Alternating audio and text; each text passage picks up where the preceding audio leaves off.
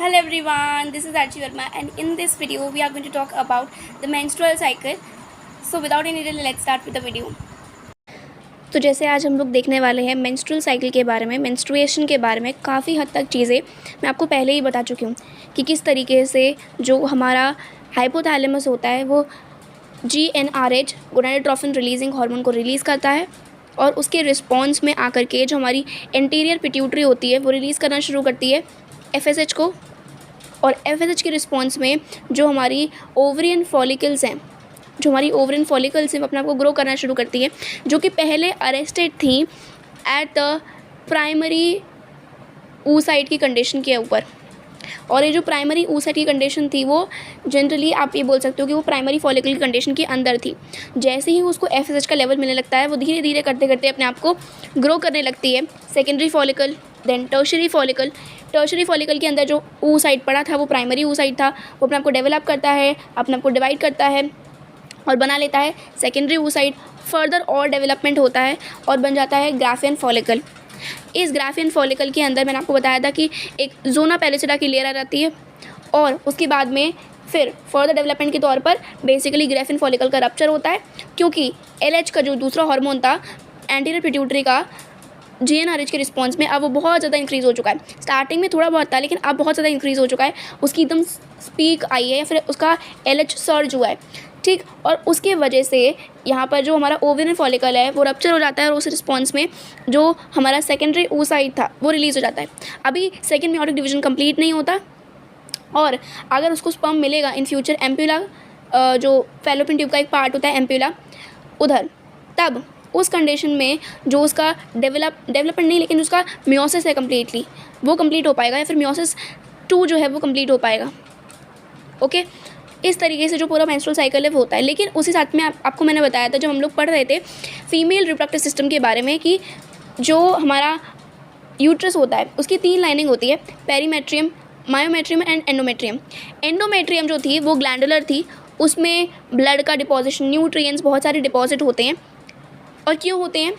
Because ये जो हमारे ओवेरियन फॉलिकल्स थे या फिर जो हमारी ओवरी के अंदर पड़ा हुआ ये oocyte था उसके आसपास के जो फॉलिकल्स थे, जो ग्राफियन फॉलिकल जो ग्रैनुलोसा सेल्स थे, उनके रिस्पॉन्स में से या फिर जैसे जैसे वो फॉलिकल जो था बेसिकली वो इंक्रीज़ हो रहा था, फिर इंक्रीज़ नहीं लेकिन जैसे जैसे वो डेवलप हो रहा था उसके रिस्पॉन्स में आकर के जो ओवेरियन फॉलिकल्स थी वो आपस में बोला है फिर कैसे भी करके एस्ट्रोजन रिलीज़ कर रही थी, और उस एस्ट्रोजन के रिस्पॉन्स में जो यूट्रस की एंडोमेट्रियम थी वो प्रोलिफरेट कर रही थी या फिर अपने आप को डेवलप कर रही थी। उसमें ब्लड का डिपॉजिशन हो रहा था, उसमें न्यूट्रिएंट्स का डिपॉजिशन हो रहा था। ओके, और उसी साथ साथ में जब ये अगर हमारा जो जो सेकेंडरी oocyte था, अगर उसको इन केस जो स्पर्म है वो नहीं मिल पाता है, उसका फर्टिलाइजेशन नहीं हो पाता है, तो वो अपने आप को डिसइंटीग्रेट कर लेता है। और जैसे ही डिसइंटीग्रेशन होता है उसके 14 डेज़ बाद जो लेवल है एक अलग हार्मोन का प्रोजेस्टेरोन जो कि निकल रहा था कॉर्पस ल्यूटियम के रिस्पॉन्स में या फिर कॉर्पस ल्यूटियम के प्रेजेंस में, वो भी कम होने लगेगा। और उसी वजह से जो ये एंडोमेट्रियम की लाइनिंग होती है वो ब्रेक हो जाती है, वो ब्लड की फॉर्मेट में बाहर आने लगती है। तो एक बार हम अच्छे से देख लेते हैं, अभी तो हमने सिर्फ और सिर्फ ओवरव्यू देखा, ठीक। तो पहले समझना शुरू करो यहाँ से। पहले क्या समझना है आपको ये समझना है कि यहाँ पर रिप्रेजेंट किया हुआ है पिट्यूटरी के हार्मोन लेवल्स, यानी कि लेट्स से हमारे पास GnRH गोनाडोट्रोफिन रिलीजिंग हार्मोन आ करके हमारी एंटीरियर पिट्यूटरी पे लगा और उसने आकर के क्या किया, यहाँ पर जो प्लेस पिट्यूटरी हार्मोन्स थे या फिर जो हमारी पिट्यूटरी में भी 2 पार्ट्स थे, anterior pituitary and posterior pituitary, उसमें से जो एंटीरियर पिट्यूटरी वाला पार्ट था उसमें से रिलीज़ कराए 2 hormones, FSH follicle stimulating hormone और दूसरा ल्यूटनाइजिंग हार्मोन LH का लेवल स्टार्टिंग की कंडीशन में, मतलब स्टार्टिंग में तो काफ़ी हद तक कम था बिकॉज उसका ज़रा मेन रोल नहीं है फीमेल्स के अंदर एज सच एक्सेप्ट ओव्यूलेशन में सिर्फ उसका मेन काम है, लेकिन जो ये फॉलिकल्स हैं उनके डेवलपमेंट में इसका ज़रा मेन काम नहीं है, ठीक। तो यहाँ पे देखो जो हमारा GnRH था गोनाडोट्रोफिन रिलीजिंग हार्मोन था वो आया, उसने एंटीरियर पिट्यूटरी से जो हमारा FSH था और LH था इसको रिलीज़ कराना स्टार्ट किया। लेकिन इनिशियली क्या हुआ, यू कैन सी कि जो ये पिंक वाली लाइन है, ये जो हमारे पास ये पिंक वाली लाइन दिख रही है हमें, ये जो पिंक वाली ये रिप्रेजेंट कर रही है FSH को, और जो ब्लू वाली लाइन है ये रिप्रेजेंट कर रही है LH को, यानी कि लुटेनाइजिंग हार्मोन को। तो ये जो FSH है या फिर जो हमारा फॉलिकल स्टिमुलेटिंग हार्मोन है वो धीरे धीरे करते करते इंक्रीज़ होने लग गया। वो क्या करने लग गया, वो धीरे धीरे इंक्रीज़ होने लग गया। जैसे जैसे टाइम बढ़ रहा है ये धीरे धीरे इंक्रीज़ हो रहा है। ऑब्वियसली बात है थोड़ा थोड़ा डिप देखने को मिल रहा है, लेकिन डेफिनेटली देखो क्या है, कहने का मतलब क्या है, आप समझो स्टार्टिंग में फॉलिकल्स को ग्रो कराना है, ठीक, स्टार्टिंग में जो फॉलिकल्स हैं उनको ग्रो कराना है, तब उस कंडीशन के लिए यहाँ पर जो FSH का लेवल है, ये जो FSH का लेवल है वो काफ़ी हद तक हाई है as compare to LH। GnRH से जो हमारा एंटीरियर पिट्यूटरी है उसने ट्रिगर होकर के LH और FSH रिलीज़ करना स्टार्ट किया इनिशियली, बिकॉज ओवेरियन फॉलिकल्स की ग्रोथ के लिए FSH जो है वो रिस्पॉन्सिबल होता है। जो ओवेरियन फॉलिकल्स हैं उनके ग्रोथ के लिए FSH रिस्पॉन्सिबल होता है। इस वजह से इनिशियली आपको देखने को मिल रहा है कि FSH थोड़ा स्टार्टिंग में ज़्यादा है एज़ कम्पेयर टू LH। उसने बेसिकली ट्रिगर कर दिया ओवेरियन फॉलिकल्स को कि ग्रो करो यार, ठीक। अब जो ओवेरियन फॉलिकल्स थी जो कि प्राइमरी फॉलिकल की कंडीशन में प्रेजेंट थी, उन्होंने कहीं ना कहीं धीरे धीरे करते करते ग्रो करना शुरू किया, और एक बार में आप समझ सकते हो कि कुछ 4 से 5 फॉलिकल्स साथ में ग्रो करना शुरू करती हैं, लेकिन लास्ट तक पहुंचती कौन से कितनी मतलब आप बोल सकते हो लास्ट तक कितना पहुंच पाती है, कितनी नंबर में पहुंच पाती है। जो 5 से स्टार्ट हुई थी लेकिन अब वो यहाँ पर सिर्फ और सिर्फ एक ही सेकेंडरी oocyte बना रही होती है, बिकॉज बाकी सारी कोई कहीं पर अरेस्ट हो जाता है या कोई कहीं पर डीजनरेट हो जाता है, इस तरीके से चीज़ें होती हैं। ओके, तो स्टार्टिंग की कंडीशन में क्या हुआ, स्टार्टिंग की कंडीशन में हमें देखने को मिला यहाँ पे जो हमारा FSH था उसका लेवल काफ़ी हद तक हाई है as compare to LH, because अभी यहाँ पे हमें ओवेरियन फॉलिकल्स को डेवलप करना है। ओके, लेकिन जैसे जैसे टाइम बीतता जा रहा है, जैसे जैसे जो मेंस्ट्रुअल साइकिल है वो आगे की तरफ बढ़ती जा रही है, वैसे वैसे ये जो FSH का लेवल है वो कम होता चला जा रहा है। वो क्या हो रहा है, वो कम होता चला जा रहा है। ओके, और धीरे धीरे करते करते LH का रोल यहाँ पे इम्पॉर्टेंट है। अब बिकॉज देखो सुनो, आप समझो खाना बनाने का, अगर जैसे मान लेते हैं कि हमारे घर में खाना बनाने का काम, लेट्स से अगर आपकी जो मदर है वो अगर हाउस मेकर है तो ऑब्वियसली बात है खाना बनाने का काम उनका है, या फिर आपके घर में कोई कुक आता है या जो भी चीज़ है, ठीक। तो अब अगर खाना बनाना है आपके घर में तो जो पर्सन खाना बनाने के लिए रिस्पॉन्सिबल है वो आगे आएगा, है ना। अब अगर आपको आपका रूम क्लीन करने का काम दिया गया है तो आप आगे आओगे, ठीक। इसी तरीके से जब काम था कि ओवेरियन फॉलिकल्स को ग्रो कराना है तो FSH आगे आया, लेवल जो था FSH का वो काफ़ी हद तक इंक्रीज़ हो गया, या फिर कंपेयर टू LH वो इंक्रीज़ कर दिया गया। लेकिन जैसे जैसे टाइम आगे जा रहा है, जैसे जैसे मेंस्ट्रुअल साइकिल आगे की तरफ बढ़ रही है, वैसे वैसे अब ओवेरियन फॉलिकल को या फिर स्पेसिफिकली ग्राफिन फॉलिकल को फाड़ करके या फिर रप्चर करके सेकेंडरी oocyte को रिलीज़ करना है। तो LH का रोल जो है, ये जो ब्लू वाली लाइन है इस वजह से इतनी ज़्यादा हाई पे दिखाई है, बिकॉज वो LH को रिप्रेजेंट कर रही है, अब ये जो जब ये LH को रिप्रेजेंट कर रही है तो ये पीक पे जा रही है। बेसिकली यू कैन सी कि सेंटर पे आकर के ये जो लाइन है ब्लू कलर की वो पीक पे जा रही है, और वो पीक पे क्यों जा रही है, बिकॉज उसी के पीक की होने की वजह से यहाँ पर जो हमारा ग्राफिन फॉलिकल था वो रप्चर होगा। ओके, तो मैं एक बार आपको डायग्रामेटिक व्यू में पहले समझा देती हूँ, उसके बाद समझते हैं चीज़ें होती कैसे हैं। ओके, तो पहले समझ लेते हैं कि हमारे पास ये जो GnRH था ये आया, इसने आकर के ट्रिगर किया हमारी एंटीरियर पिट्यूटरी को, एंटीरियर पिट्यूटरी से रिलीज़ होना शुरू हुआ FSH और LH का लेवल स्टार्टिंग में काफ़ी हद तक कम था, लेकिन FSH का लेवल जो था वो काफ़ी हद तक स्टार्टिंग में ज़्यादा था, बिकॉज उसको आगे जा कर के जो हमारे ओवेरियन फॉलिकल्स थे उनको ग्रो करना था, जो हमारे ओवेरियन फॉलिकल्स थे उनको आगे जा कर के ग्रो करना था। ओके, अब जब ये ओवेरियन फॉलिकल्स का बेसिकली मैं आपको दिखाती भी हूँ डायग्राम के थ्रू कि किस तरीके से ये लोग ग्रो करते हैं। सो लेट्स से कि अभी हम लोग बात करने वाले हैं कि किस तरीके से ग्रो करने वाले हैं, ठीक। तो पहली बात कि ग्रो कैसे करेंगे। लेट्स से कि हमारे पास ये जो FSH है वो आया और ये आकर के लगा जो हमारे पास लेट्स से, मैं अभी प्रॉपर नहीं बना रही हूँ डिफ्रेंशिएट करते हुए कि यहाँ पे ग्रैनुलोसा सेल है एंड ये सब, तो लेट्स से ये अपने आप को ग्रो करना शुरू कर चुका है।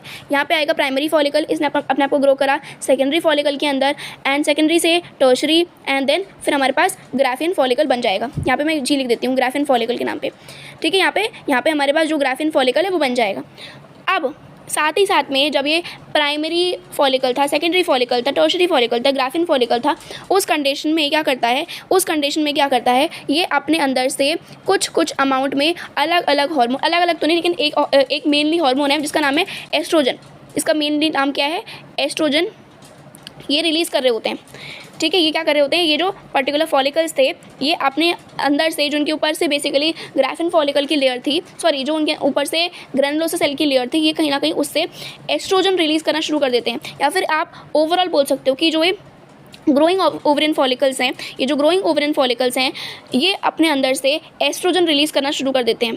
अब यही एस्ट्रोजन क्या करता है, ये जो एस्ट्रोजन है बेसिकली यही एस्ट्रोजन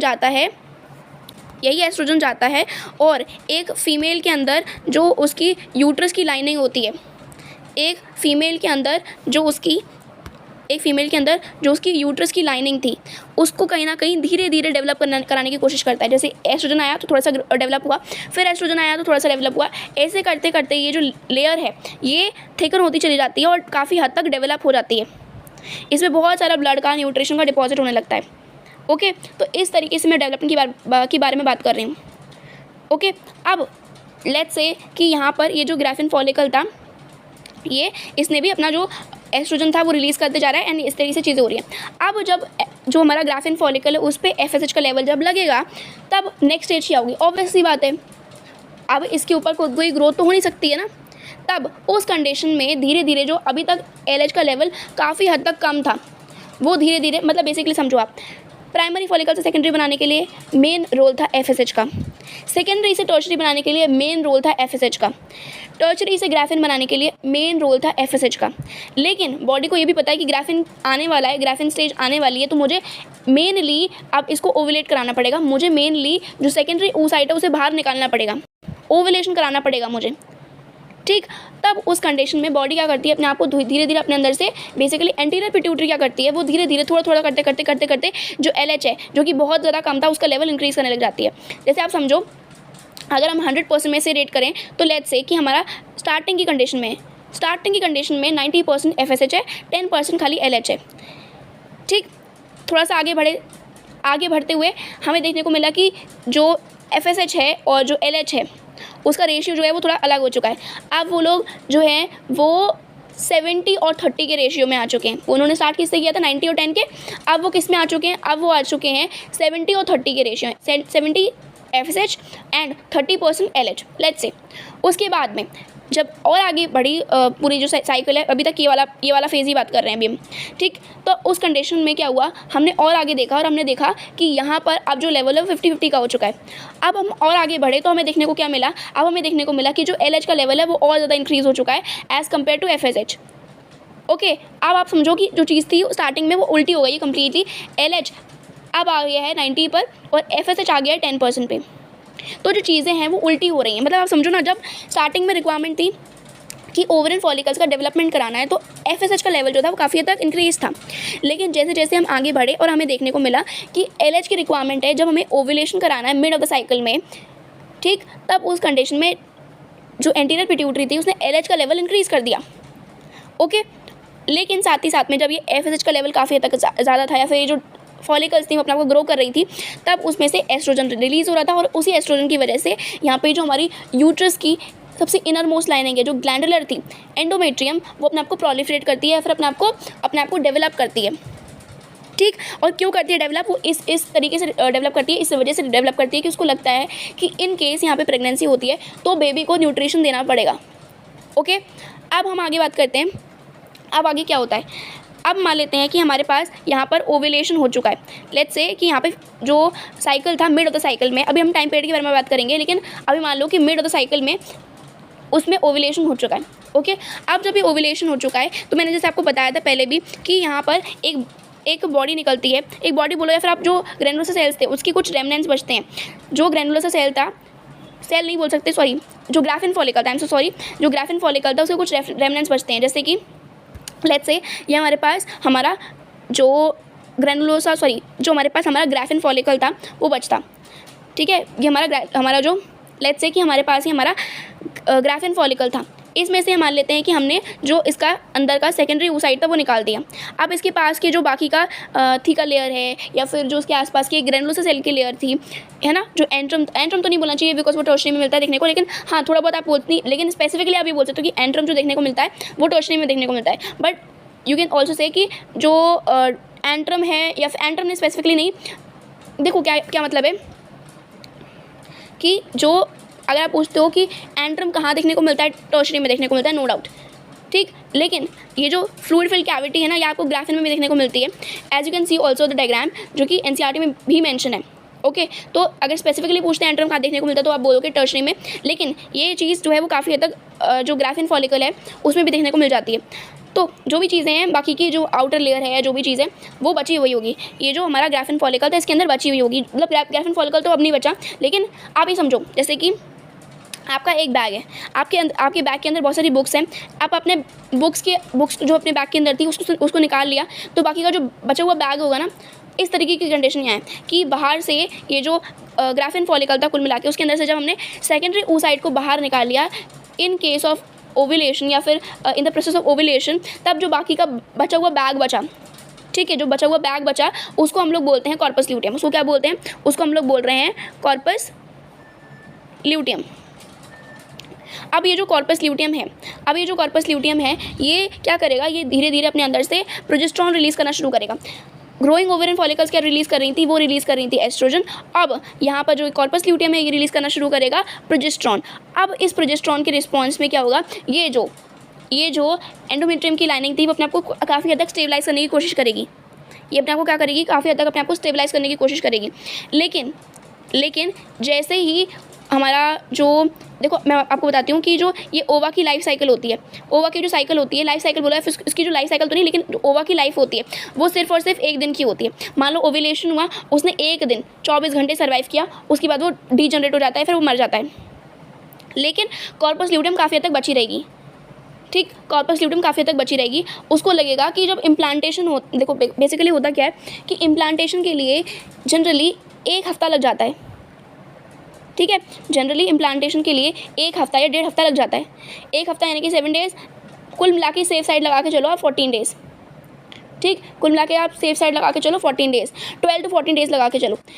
तो क्या होता है कि अगर इन केस देखो अब ओव्यूलेशन हो गया लेट्स से, अब बॉडी ये सोचेगी ओव्यूलेशन हो चुका है, तो ऑब्वियस सी बात है उसके दिमाग में ऐसा है कि स्पर्म मिल जाए, ठीक, तो उसको ये लगता है कि स्पर्म मिल जाएगा, तो 14 आप समझ के चलो कि 12 से 14 दिन लग जाएंगे आराम से।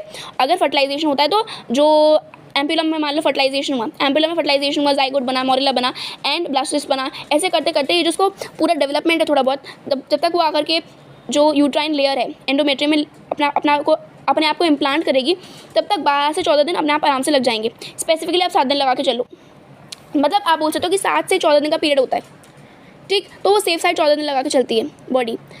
लेकिन अगर आप उस कंडीशन में मान लो, नेक्स्ट चीज़, अगर फर्टिलाइजेशन नहीं हो तो क्या होगा, जो ये ओवा था, ओवा नहीं स्पेसिफिकली जो सेकेंडरी oocyte था वो नहीं होगा, ठीक है, अब वो होगा ही नहीं, लेकिन बॉडी को तो ये लगेगा कि हो सकता है कि फर्टिलाइजेशन हुआ हो, ठीक, तो क्या करती है वो 14 डेज़ तक वेट करती है कि कुछ आया या नहीं आया। और उस कंडीशन में देखो क्या होता है कि जैसे मान लो कि इम्प्लांटेशन हो चुका है, इम्प्लांटेशन के होने के बाद में जो बाकी का हार्मोन्स होते हैं या चीज़ें होती हैं वो प्लेसेंटा काफ़ी हद तक मेंटेन कर लेती है, ठीक। और इन केस ऑफ प्रेगनेंसी या फिर इन होप ऑफ प्रेगनेंसी, यहाँ पे जो कॉर्पस ल्यूटियम है वो क्या करती है, वो प्रोजेस्टेरॉन रिलीज़ करती है। वो क्या करती है, वो बोलती है कि एंडोमेट्रियम स्टेबलाइज रखो अपने आप को, या फिर एंडोमेट्रियम को स्टेबलाइज करने का काम करती है, जिस वजह से अगर फर्टिलाइजेशन हो या फिर अगर जो इम्प्लांटेशन की कंडीशन हो तब बेबी को अच्छी खासी एंडोमेट्रियम प्रोलिफरेटेड मिले। ये मेन मोटिव है। मेनली क्या कहने का मतलब है कि मिड ऑफ द साइकिल में LH सर्ज हुआ, ओव्यूलेशन हुआ, सेकेंडरी oocyte बाहर निकला, बाकी के बचे हुए जो ग्राफिन फॉलिकल था उसके जो रेमिनेंट्स बचे थे, उसका जो बाकी का पार्ट बचा हुआ था वो रिलीज़ करना शुरू करेगा प्रोजेस्टेरॉन, इन होप कि अगर प्रेगनेंसी हो तो एंडोमेट्रियम को स्टेबलाइज रखा जाता है तब तक कि अगर जैसे मान लो इम्प्लांटेशन होता है तो एंडोमेट्रियम ख़राब मिले तो कोई सेंस बनता है। ऑब्वियस सी बात है जो इम्प्लांटेशन होना भी था वो भी नहीं हो पाएगा अच्छे से, बिकॉज एंडोमेट्रियम में ख़राब थी, एंडोमेट्रियम में प्रोलिफरेटेड नहीं थी। समझ रहे हो, जैसे मान लो आपके घर में कोई गेस्ट आके रहने वाला है, लेकिन आपके घर में ही कोई मान लो प्रॉपर आपके घर में कोई बेड नहीं है प्रॉपर सोने के लिए, है ना, कहीं बैठने के लिए चेयर नहीं है, सोफ़ा नहीं है, है ना, और खाना नहीं है, तो उस केस में जो इंसान है, जो गेस्ट आपके घर में आया, वो भी रह नहीं पाएगा ना प्रॉपर। तो वही सेम चीज़ है कि इम्प्लांटेशन के केस के अंदर अगर बेबी को या फिर इम्प्लांट जो भी या फिर जो भी फीटस है, जो भी बेसिकली ब्लास्टोसिस्ट की जो कंडीशन है, उसको अगर एंडोमेट्रियम की लाइनिंग प्रॉपरली प्रोलिफरेटेड नहीं मिलेगी तो वो कैसे इम्प्लांट करेगा ना। तो उस कंडीशन के लिए, उस वजह से कि तब तक जब तक प्रॉपर इम्प्लांट नहीं हो जाता है, ठीक, उस वजह से या फिर एंडोमेट्रियम को अपने आप उस टाइम तक स्टेबलाइज करने के, जब तक इम्प्लांट नहीं हो जाता, मेनली काम कर रही होती है कॉर्पस ल्यूटियम। कॉर्पस ल्यूटियम इस वजह से ही, ताकि वो तब तक स्टेबलाइज रहे एटलीस्ट एंडोमेट्रियम की, मतलब एंडोमेट्रियम स्टेबलाइज रहे, इस वजह से जो हमारे कॉर्पस ल्यूटियम है वो रिलीज़ करना शुरू कर देती है प्रोजेस्टेरॉन। ओके, अब ये जब प्रोजेस्टेरॉन रिलीज़ कर रही है, इस वजह से ही जो एंडोमेट्रियम है वो काफ़ी हद तक सही रहेगी। अब मान लो कि ये 14 डेज़ का जो पीरियड था, जिसमें सोच रही थी कि वो अब तक तो आ जाना चाहिए, मतलब उसको लग रहा था, जैसे मान लो कि उसने एक डेडलाइन दे दी 14 दिन तक, अगर फर्टिलाइजेशन होकर के इम्प्लांट लग गया तो ठीक है, इम्प्लांट है, मतलब फर्टिलाइजेशन हुआ है। लेकिन अगर 14 दिन तक नहीं लगा तो मुझे तो मैं हट जाऊंगी, बिकॉज मेरा कोई काम ही नहीं है। समझ रहे हो, इस तरीके से वो काम करती है। तो 14 दिन तक वेट करती है। कौन वेट करता है? तो वेट करता है कॉर्पस ल्यूटियम। वो 14 डेज तक वेट करती है ओव्यूलेशन के बाद तक। अब उसको इम्प्लांट मिलता है तो बहुत अच्छी बात है, यानी कि इम्प्लांट हो जाएगा उसके बाद में। लेकिन वो हम बाद में देखेंगे कि क्या होता है। लेकिन अगर इम्प्लांट नहीं मिलता है इन केस, तो कॉर्पस ल्यूटियम जो है वो अपने आप को डिसइंटीग्रेट कर लेती है या फिर डीजनरेट कर लेती है, और उसी वजह से प्रोजेस्टेरॉन का लेवल जैसे ही काफ़ी हद तक कम जाता है, जैसे ही प्रोजेस्टेरॉन का लेवल काफ़ी हद तक कम जाता है, वैसे ही जो प्रोजेस्टेरॉन अभी तक एंडोमेट्रियम को स्टेबलाइज करा था, उसकी कमी की वजह से जो एंडोमेट्रियम की लाइनिंग है वो भी शेड होने लगेगी। इसी वजह से जो पीरियड्स हैं या फिर जो मेंस्ट्रुअल साइकिल है, फिर जो मेंस्ट्रुएशन है, उसमें ब्लीडिंग होती है। बिकॉज जो एंडोमेट्रियम लाइनिंग थी उसमें जो ब्लड डिपॉजिट किया हुआ था वो टिकेगा ही नहीं, बिकॉज जो प्रोजेस्टेरॉन था वो अब हट चुका है बॉडी में से, कम हो गया उसका लेवल काफ़ी हद तक। ओके, अब इस तरीके से हम लोग जो हमारी साइकिल है एग्जैक्टली डायग्रामेटिक व्यू में वो देख लेते हैं। तो जैसे अभी तक हम लोगों ने देखा कि FSH का जो लेवल है वो काफ़ी हद तक अच्छा खासा है। LH स्टार्टिंग में कम है, धीरे धीरे जैसे जैसे चीज़ें इंक्रीज़ हो रही हैं या फिर जैसे जैसे जो साइकिल है वो आगे की तरफ मूव कर रही है, वैसे वैसे जो LH का लेवल है वो काफ़ी हद तक इंक्रीज़ कर रहा है। वैसे वैसे जो LH का लेवल है वो काफ़ी हद तक इंक्रीज़ कर रहा है। और मिड ऑफ द साइकिल में जा करके चीज़ें कम्प्लीटली उल्टी हो चुकी हैं। LH का लेवल काफ़ी हद तक हाई है, FSH का लेवल भी जो है वो पीक पे है। आप बोल सकते हो कि काफ़ी हद तक हाई है, लेकिन कंपैरिजन में या फिर कंपैरेटिवली LH का लेवल ज़्यादा हाई है। ठीक, उसके बाद में अब यहाँ पर ओवरिन फॉलिकल्स को ग्रो करना ही नहीं था, बिकॉज ओवरिन फॉलिकल्स ग्रो हो चुकी हैं। ठीक, तो अब इन लोग के लेवल का कोई काम नहीं है, तो ये धीरे धीरे करते करते, चाहे वो LH हो चाहे वो FSH हो, अपना लेवल धीरे धीरे करते करते कम कर लेते हैं। अब दूसरी तरफ जब हम बात करते हैं ओवरिन फॉलिकल्स की, FSH का लेवल जैसे जैसे इंक्रीज़ हो रहा है, वैसे वैसे जो ये फॉलिकल्स थी, ओवरिन फॉलिकल्स थी, स्पेसिफिकली ओवरी के अंदर जो इवेंट्स चल रहे थे वो कैसे थे, धीरे धीरे जैसे जैसे FSH का लेवल इंक्रीज़ किया, वैसे वैसे जो डेवलपिंग मतलब जो फॉलिकल्स थी बेसिकली वो अपने आप को डेवलप करने लग पड़ी। ठीक है, और फिर ऐसे करते करते यहाँ पे जो फॉलिकल्स थी वो अपने आप को डेवलप कर रही हैं। यहाँ पे आते आते जो कम्प्लीटली ग्राफिन फॉलिकल थी वो बन चुकी है। एंड मिड ऑफ साइकिल में जब LH सर्च पे गया है, फिर LH पीक पे है, तब उस कंडीशन में यहाँ पे ओव्यूलेशन हमें देखने को मिला है। हमें क्या देखने को मिला है? हमें देखने को मिला है ओव्यूलेशन। ओके, और उसी के बाद में जब, जैसे मैंने आपको बताया था कि जो ये डेवलपिंग फॉलिकल्स होती हैं या फिर ओवरिन फॉलिकल्स होती हैं, जब वो डेवलप कर रही होती हैं तब वो अपने अंदर से एस्ट्रोजन को रिलीज़ कर रही होती है, और प्रोजेस्टेरॉन का कोई सोर्स नहीं होता, प्रोजेस्टेरॉन काफ़ी तक कम होता है। मैंने अभी तक स्टार्टिंग में आपको कभी बताया ही नहीं, मैंने बोला ही नहीं कभी प्रोजेस्टेरॉन के बारे में। स्टार्टिंग में कॉर्पस ल्यूटियम रिलीज़ करी होती है प्रोजेस्टेरॉन, मैंने आपको ये बताया, लेकिन मैं आपको बताया ही नहीं कि कभी भी स्टार्टिंग में प्रोजेस्टेरॉन होता है कि नहीं होता है। ठीक है, तो मैं आपको बता रही हूँ आपको कि प्रोजेस्टेरॉन नहीं होता है स्टार्टिंग में, सिर्फ और सिर्फ स्टार्टिंग में अच्छा खासा अमाउंट में एस्ट्रोजन होता है। ठीक है, बिकॉज ये जो फॉलिकल्स थी वो अपने आप को डेवलप कर रही हैं, यहाँ पे जो एस्ट्रोजन का लेवल है वो भी काफ़ी हद तक इंक्रीज़ होता जा रहा है, बिकॉज उनके जो ग्रैनुलोसा सेल्स की लेयर थी वो कहीं ना कहीं एस्ट्रोजन को रिलीज़ कर रही है। ओके, ये धीरे धीरे करते करते जैसे जैसे फॉलिकल्स इंक्रीज़ हो रही है, वैसे वैसे जो एस्ट्रोजन का लेवल है वो भी काफ़ी हद तक इंक्रीज़ हो रहा है। ठीक है, वो काफ़ी हद तक क्या हो रहा है? इंक्रीज़ हो रहा है। प्रोजेस्टेरॉन अभी भी नॉर्मल है, बिकॉज उसका कोई सोर्स ही नहीं है। अब एक और चीज़ हम लोग बात करते हैं जो एंडोमेट्रियम लाइनिंग है उसके बारे में भी, एस्ट्रोजन के लेवल की वजह से, बिकॉज ये एस्ट्रोजन का लेवल जैसे जैसे इंक्रीज़ हो रहा है, वैसे वैसे जो हमारी बेसिकली आप बोल सकते हो कि जो एंडोमेट्रियम की लाइनिंग है वो भी अपने आप को प्रोलिफरेट कर रही है, अपने आप को क्या कर रही है? प्रोलिफरेट कर रही है। उसके बाद में मिड ऑफ द साइकिल के ऊपर, यानी कि साइकिल के बीचों बीच या फिर या फिर जो साइकिल का मिड पॉइंट है, अभी हम देखेंगे कितने टाइम की साइकिल होती है, पर अभी आप अपना देखो कि मिड ऑफ द साइकिल में यहाँ पे जब एलएच का लेवल काफ़ी हद तक हाई गया है, काफ़ी हद तक जो एलएच का लेवल है वो अच्छा खासा गया है, ठीक है, तब उस कंडीशन में यहाँ पे ओव्यूलेशन हो गया। ओव्यूलेशन की वजह से यहाँ पे बेसिकली ऑब्वियसली बातों को ज़्यादा अलग फ़र्क नहीं पड़ा, बिकॉज अभी तक कॉर्पस ल्यूटियम नहीं बनाए, तो नॉर्मल एस्ट्रोजन का लेवल भी काफ़ी हद तक हाई चला गया है। ओके, उसी के साथ साथ में अभी भी यहाँ पर नॉर्मली प्रोलिफरेशन चल रहा है, यहाँ पे अच्छा खासा प्रोलिफरेशन चल रहा है, कोई बड़ी बात नहीं है। उसके बाद में अब ओवरिन फॉलिकल्स डेवलप हो चुकी हैं, तो ये दोनों हार्मोन्स एलएच और एफएसएच काफ़ी हद तक कम हो गए हैं धीरे धीरे करते करते, एंड आगे जाकर जैसे मैंने आपको बताया था कॉर्पस ल्यूटियम बन जाएगी, ठीक। और कॉर्पस ल्यूटियम की प्रेजेंस की वजह से यहाँ पे जो प्रोजेस्टेरॉन का लेवल है वो काफ़ी हद तक इंक्रीज़ हो रहा है, ठीक है, वो क्या हो रहा है, काफ़ी हद तक इंक्रीज़ देखने को मिल रहा है। अब ये जो लेवल था प्रोजेस्टेरॉन का वो जैसे जैसे इंक्रीज़ हो रहा है, उस वजह से यहाँ पर ये जो आप बोल सकते हो कि ये जो एंडोमेट्रियम की लाइनिंग है वो स्टेबल है, यहाँ पे क्या है, स्टेबल है। लेकिन जैसे जैसे जो साइकिल है वो खत्म हो रही है, ये जो लाइन दिखाई जा रही है ये दिखाई जा रही है कि साइकिल खत्म हो रही है, जो लाइन दिखाई जा रही है ये दिखाई जा रही है कि साइकिल यहाँ पे खत्म हो रही है। ओके, अब ये जब साइकिल यहाँ पे खत्म हो रही है, तब उस कंडीशन में यहाँ पे जो एक कॉर्पस ल्यूटियम है उसको लग रहा है कि अब तो यार आया ही नहीं इम्प्लांट, अभी तक तो आया ही नहीं, ठीक। तब उस कंडीशन में क्या होगा, ये कॉर्पस ल्यूटियम अपने आप को धीरे धीरे डीजनरेट करने की कोशिश करेगी और बन जाएगी कॉर्पस अल्बाइकन। क्या बन जाएगी, कॉर्पस अल्बाइकन, जो कि वाइट कलर की बॉडी होती है। कॉर्पस ल्यूटियम येलो कलर की बॉडी होती है जैसे आप देख सकते हो, और कॉर्पस अल्बाइकन वाइट कलर की बॉडी होती है जैसे कि आप यहाँ पे भी देख सकते हो। ओके, उस कंडीशन में यहाँ पर जो प्रोजेस्टेरॉन का लेवल है वो काफ़ी हद तक धीरे धीरे करते करते कम होने लगेगा, वो काफ़ी हद तक धीरे धीरे करते करते कम होने लगेगा। ओके, और उसी वजह से यहाँ पर आपको देखने को मिल रहा है यहाँ पे ब्लीडिंग फेज आ चुका है। ओके, अब यहाँ पे फेजेस का स्पेसिफिकली नाम भी दे रखा है। जब ये प्रोलिफरेशन हो रहा है, जब यहाँ पे फॉलिकल्स डेवलप कर रही हैं अपने आप को, जब यहाँ पे ये जो एंडोमेट्रियम की लाइनिंग है अपने आप को प्रोलिफरेट कर रही है, इस वजह से इस फेज़ का नाम रखा गया है follicular phase and proliferative phase. Okay, and उसी जगह पर जब हम बात करते हैं यहाँ पे ल्यूटियम या फिर कॉर्पस ल्यूटियम जनरेट हो चुकी है। ओके, एंड यहाँ पर जो हमारा प्रोजेस्टेरॉन है वो सिक्रेट हो रहा है काफ़ी हद तक, इस वजह से इसको बोला गया है luteal phase and secretary phase. Okay, and उसके बाद में यहाँ पर जब ब्लीडिंग स्टार्ट हो जाएगी उस वाले फेज़ को हम लोग मेंस्ट्रुएशन बोलते हैं, या फिर मेंसेस बोल सकते हो आप उसको। ओके, अब एग्जैक्टली बात होती है ये टाइम पीरियड कितना होता है। जनरली अगर आप देखोगे तो आपको देखने को मिलेगा ये 28 to 29 डेज़ की साइकिल होती है। ओके, अब ये जो बेसिकली आप समझ सकते हो कि ये वाला जो पीरियड है ना, ये देखो हर एक इंडिविजुअल के अंदर, हर एक फीमेल के अंदर ये जो साइकिल होती है वो वेरी कर सकती है। हो सकता है किसी के अंदर 35 डेज़ की हो, देखो 35 डेज़ तक का नॉर्मल होता है।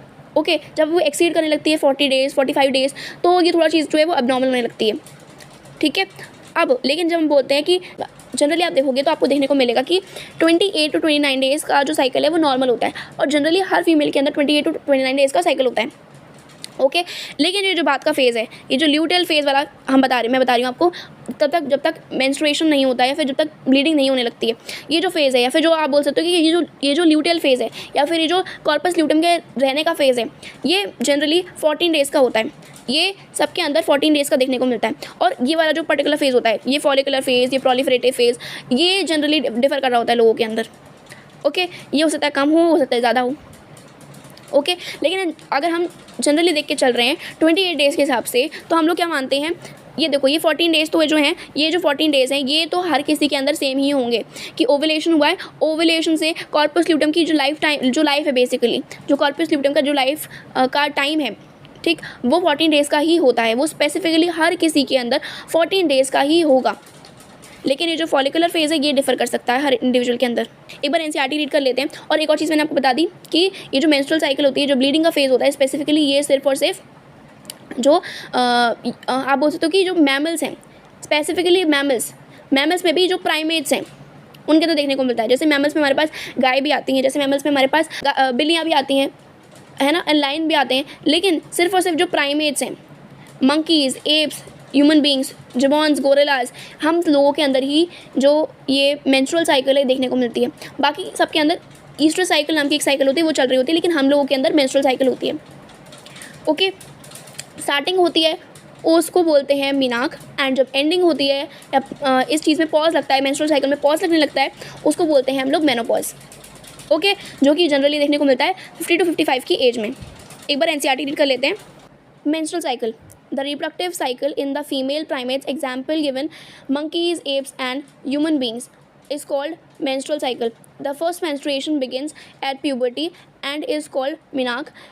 In human females, menstruation is repeated at an average interval of about 28 to 29 days, and the cycle of events starting from one menstruation till the next one is called the menstrual cycle. One ovum is released, ovulation during the middle of each menstrual cycle.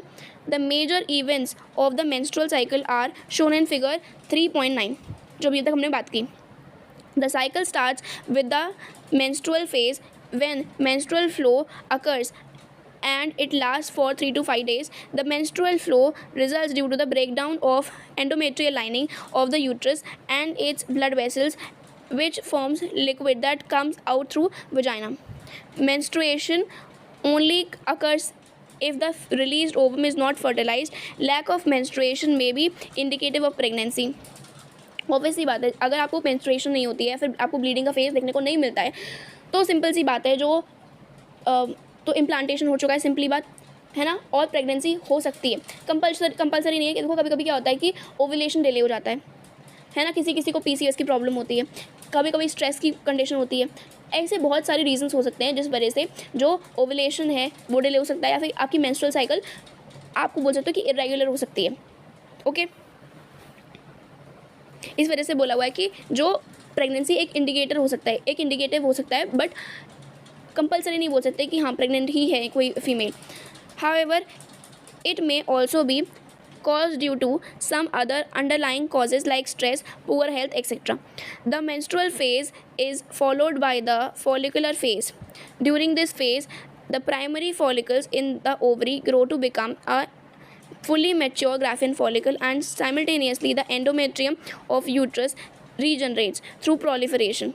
These changes in the ovary and the uterus are induced by changes in the levels of pituitary and ovarian hormones. The secretion of gonadotropins LH and FSH increases gradually during the follicular phase, जैसे मैंने आपको बताया, and stimulates follicular development as well as secretion of estrogen by the growing follicles. Both LH and FSH attains a peak level in the middle of the cycle about 14th day, because हम मान के चल रहे हैं कि 28 दिन की cycle है, इस वजह से. Rapid secretion of LH leading to its maximum level during the mid-cycle called LH surge induces rupture of Graafian follicle and thereby the release of ovum ovulation. The ovulatory phase, देखो आप मैंने जैसे आपको बताया कि जो ओवुलेशन है या फिर जब जो हमारा सेकेंडरी oocyte है वो बाहर आ रहा है, उस फेज़ को बोलते हैं ओवुलेशन, या फिर आप उसको बोल सकते हो ovulatory phase. Okay, is followed by the luteal phase. उसके बाद आता है luteal phase, during which the remaining parts of the graafian follicle transform as the corpus luteum. The corpus luteum secretes large amount of progesterone, which is essential for maintenance of endometrium. Such an endometrium is necessary for implantation of fertilized ovum and other events of pregnancy.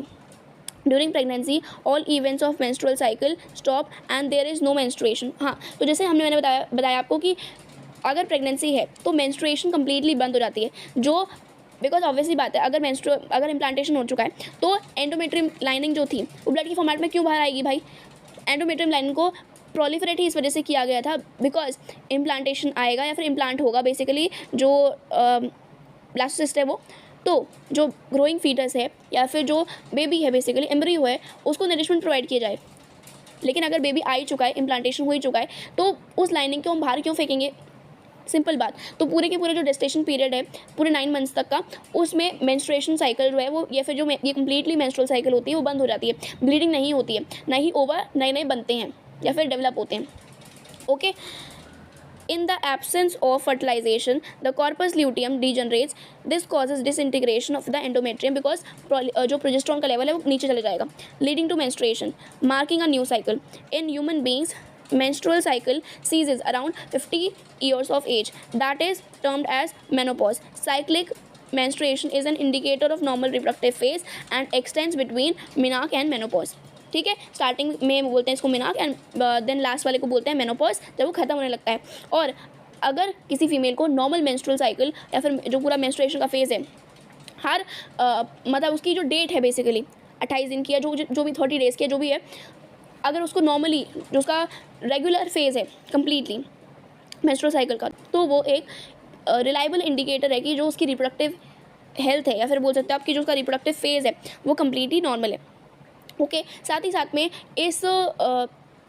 इस particular menstruation के regarding एक particular छोटा सा paragraph तो नहीं, लेकिन एक side में छोटा सा पार्ट दिया हुआ है मेंस्ट्रुअल हाइजीन नाम से, जिसमें कि बताया हुआ है कि फीमेल्स को जब उनका मेंस्ट्रुएशन फेज़ है, जब पीरियड्स में है या फिर जो ब्लीडिंग फेज़ है, उसमें उनको पैड्स का, टेम्पॉन्स का, है ना, और अपना हाइजीन का, और यू कैन से बहुत अलग अलग चीज़ें भी होती हैं, जैसे कि जनरली पैड्स होते हैं एंड साथ ही साथ में टेम्पॉन्स होते हैं, मेंस्ट्रुअल कप होता है, ये सब चीज़ें यूज़ कर जा सकती हैं, जिसकी वजह से वो अपना जो पर्सनल हाइजीन है उसको मेंटेन कर सकती हैं। साथ ही में ही आप ये बोल सकते हो कि जो सैनिटरी पैड्स हैं उनका प्रॉपर डिस्पोजल भी एक तरीके से मेंस्ट्रुअल हाइजीन के अंदर ही आता है। ओके, तो एक बार इसको भी रीड कर लेते हैं। Maintenance of hygiene and sanitation during menstruation is very important. Take bath and clean yourself regularly. Use sanitary napkins or clean homemade pads. Change sanitary napkins or homemade pads after every 4 to 5 hours as per the requirement. Because उसके ऊपर bacterial growth बहुत ज़्यादा जल्दी होने लगती है, इस वजह से। Dispose of the used sanitary napkins, properly wrapping it with a used paper. Do not throw the used napkins in the drain pipe of toilets or in the open area. Okay, because उस वजह से bacterial infection वहाँ पे हो सकता है, और वहाँ पे ऑब्वियसली बात है पोल्यूशन तो होगा ही। After handling the napkin, wash hands with soap. Okay, तो अभी तक हमने कम्प्लीटली चैप्टर पढ़ लिया। क्या पढ़ा कि एक और चीज़ आई थिंक मुझे बतानी थी, मुझे लगता है कि आपको आई थिंक ये जो टाइम पीरियड था वो तो शायद से क्लियर नहीं होगा, तो मैं बता देती हूँ। 28 दिन की साइकिल होती है, हम जनरली मान के चलते हैं।